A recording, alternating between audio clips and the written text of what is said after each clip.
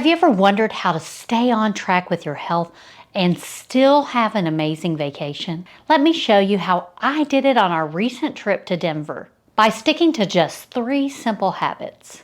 We visited Denver last weekend, and as empty nesters, Brady and I were thrilled when our daughter Caitlin invited us along. It was the perfect opportunity to explore a new city while sticking to the habits that help me feel my best. Caitlin was working an event Friday night, and luckily she had some cancellations, and Brady and I snagged 2 tickets to this very special event. It was a dinner hosted by Longer Tables. Imagine this, 528 strangers all gathered at one long table in the heart of Denver, sharing a meal under the open sky. The idea was simple yet powerful, to connect with new people over a shared meal. The rules were easy. No talking about work, be yourself, and don't sit by anyone you know. This would have made me very nervous when I was younger, but now that I'm in my 50s, I really delight in getting to know new people and stepping a little out of my comfort zone in social situations, because I'm not so worried about what other people think of me anymore. What I loved most about this event was the community you felt. It didn't matter which circle of conversation I was in. It didn't take long to get to something that we had in common. I think the world needs more of that, focusing more on what we have in common and less on what divides us. I had never met any of these people, not being from Denver, but we always had something to talk about. It was a beautiful example of how a simple meal can bring people together, fostering a sense of belonging and connection that's often missing in our busy lives. I feel like more cities need to set these longer tables. It's something we can all do, whether we're at home or traveling, gathering friends, neighbors, or even strangers, sharing a meal and meaningful conversation. This experience was the highlight of our trip and a habit I'll carry with me wherever I go. The next morning, I started my day with a bit of my usual routine, some quiet time with coffee, and a quick workout. And that's part of my second habit, incorporating some of your normal routine and bringing in that exercise, and we really try to walk everywhere we can. Walking isn't just great exercise. I also think it's one of the best ways to truly explore and experience the place you're visiting. You'll learn the area faster and find different shops that you would never have seen out the window of an Uber. I highly recommend getting in those steps, even on vacation. We strolled through Denver's neighborhoods, found charming local shops, and even stumbled upon a lemonade stand run by some adorable kids. We bought some lemonade, but we got high fives for free.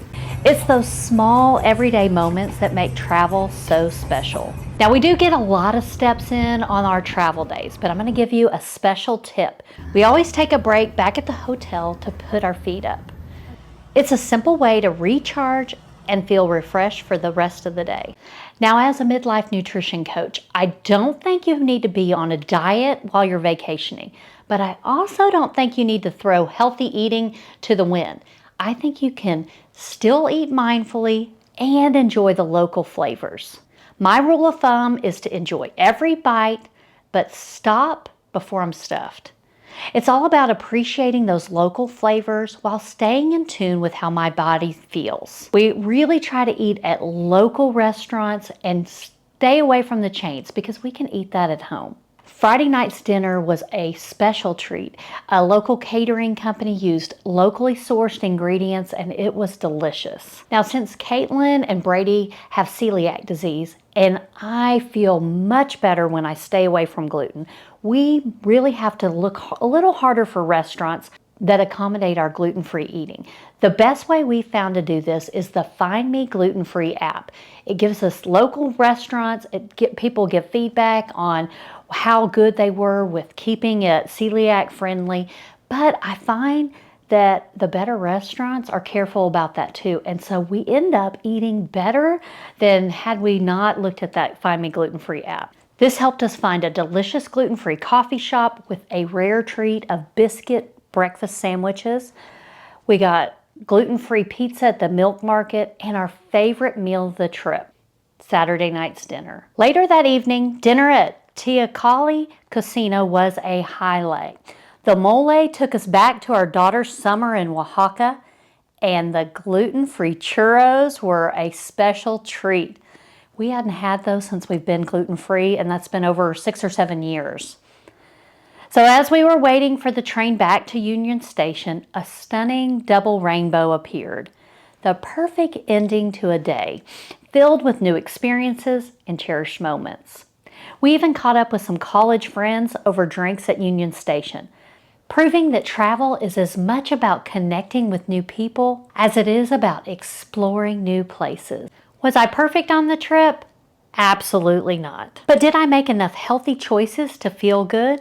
Yes, I did. And that's what matters most to me. I want to come home from vacation with no regrets, not missing out on new experiences, new foods, but also not coming back feeling lousy because I completely let go of my routine. The next time you head out on an adventure, whether close to home or a plane ride away, remember that it's not about being perfect. It's about making enough mindful choices to come back feeling refreshed and ready for whatever's next. I hope these tips help you find balance on your next trip or just even in your daily life. Thanks for watching, and I'd love it if you'd leave me a comment and let me know what you thought, and subscribe so you don't miss my next video.